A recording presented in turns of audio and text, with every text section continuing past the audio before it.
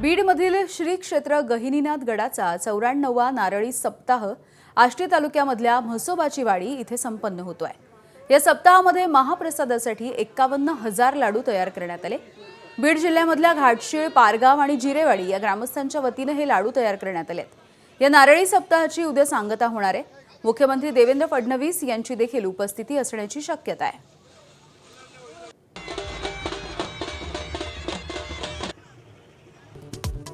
अखेर 40व्या दिवशी इराण अमेरिकेचं युद्ध थांबलं। 2 आठवड्यांसाठी हल्ले नाहीत, ट्रम्पची घोषणा। होर्मुझची सामुद्रधुनी उघडण्यावरती सहमती। अमेरिकेनं 10 अटी मान्य केल्याचा इराणचा दावा।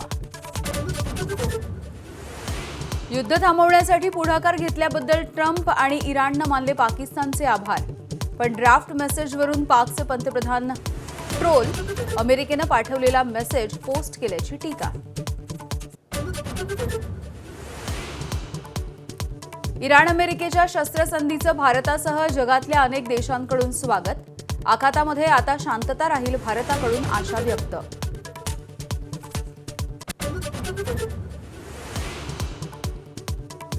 शस्त्रसंधीच्या घोषणेनंतर कच्च्या तेलाच्या दरामध्ये 20% घसरण। जगभरातले शेअर बाजार तेजीत। सेन्सेक्स 300 अंकांनी तर निफ्टीमध्ये 873 अंकांची उसळी।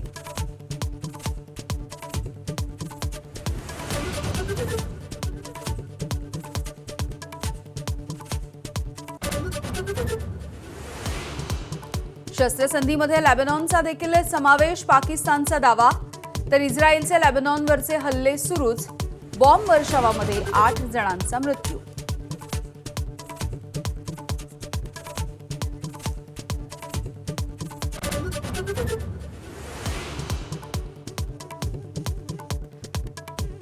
बारामती पोटनिवडणुकीमध्ये सुनेत्रा पवार यांच्या विरोधात तब्बल 52 उमेदवार रिंगणात।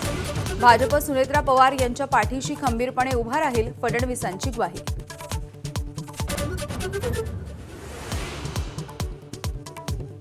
सासवड ते कोंढवा दरम्यान हिंदू जन आक्रोश मोर्चा। आमदार गोपीचंद पडळकर यांची बाईक रॅली पुणे पोलिसांनी अडवली।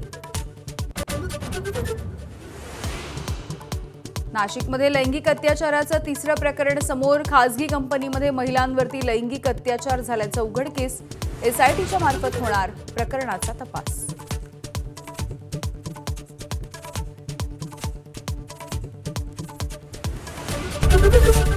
एबीपी माझा, उघडा डोळे बघा नीट।